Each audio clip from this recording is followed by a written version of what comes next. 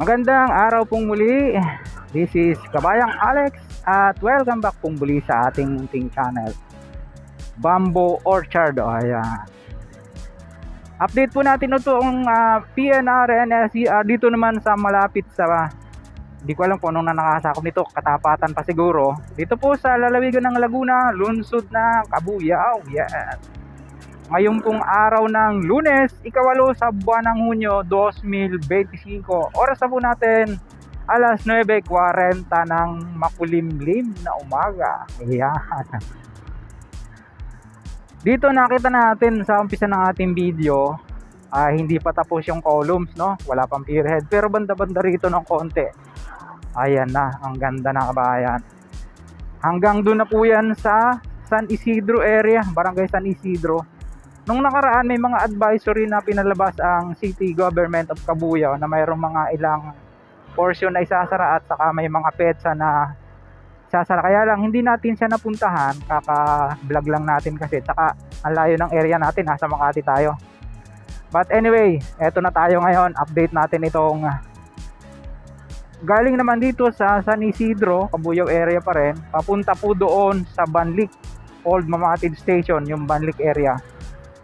Ang mula rito natatanaw na natin yung segmental launching gantry na dito naman po ay kulay dilaw, no? Yan, no? May color coded sila.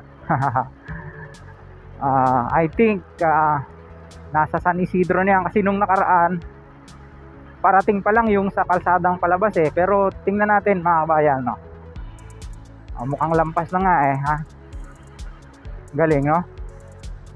Oo. At dito, parang dito nakapokus yung kanilang gawa. Sa ibang area kasi sa Binyan, saka sa San Pedro, meron na rin pero wala pa pong gaano. Anyway, may mga poste, may mga tao dun sa itaas ng column ginagawa yung pierhead. So, lampas na nga kabayan, nandito na siya Kasi dun yung kanto ng San Isidro no?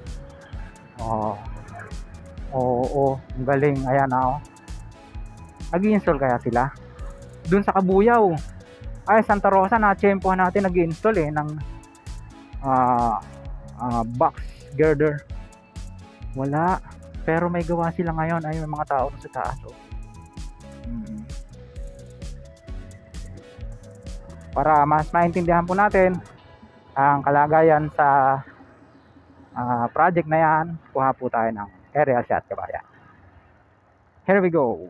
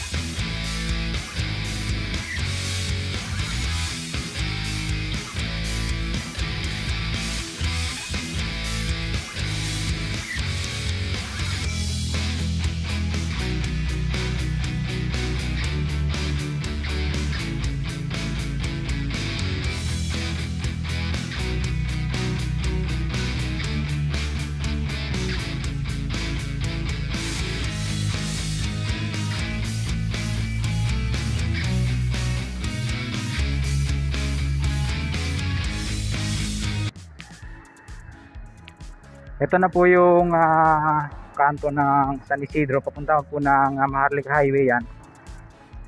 Pagkakumanan dyan. Pero dediretso tayo dun sa may Banlik area. Ayos, ganda na oh. Tapos, nire-ready na rin po nalagyan ng parapet wall. Para yan sa safety ng safety ng trend, syempre, yan.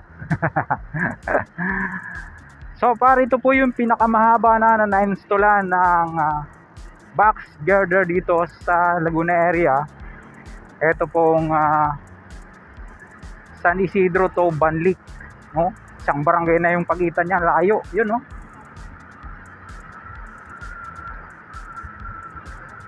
Kaganda na tingnan, no? Parang kung titingnan mo parang nakapatong lang no. Pero hindi yan basta-basta ganun lang. Oo. May mga technology po syempre na ginamit diyan.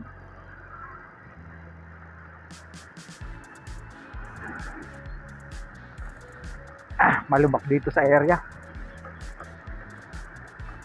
Ay, nung nakaraan dito natin siya na-tsempohan na nag-i-install ng segmental box girder. Medyo mabilis dito, no? Ayan, salamat sa Diyos dahil kahit pa paano natapos natin yung ating 3 series ng vlogging dito po sa Cabuyao area at Santa Rosa. Oo. At dediretso tayo doon sa Lipa dahil merong event yung ating anniversary ng ating mga magulang, no? Puntahan natin sila sa kanilang mahalagang pasyon. Ayan. Tuwing weekend lang natin sila nabibisita eh.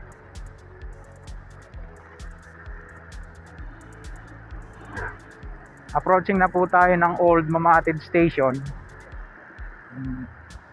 Dahil yan pong kabilang yan, Banlik pa po yan.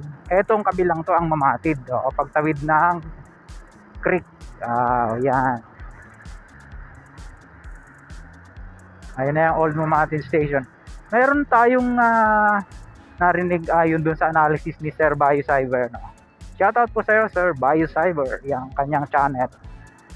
Meron daw pong mga istasyon ng tren na kailangang tanggalin dahil masikip yung area. Hindi katulad dito sa probinsya, maluluwang yung area. Ayan, padiretso na po yan ng Banlik di po yan mga kabayan. At dyan daw po di umano yung istasyon ilalagay. Ito na yung luma. Silipin lang natin, may puno ng anahaw, yun o.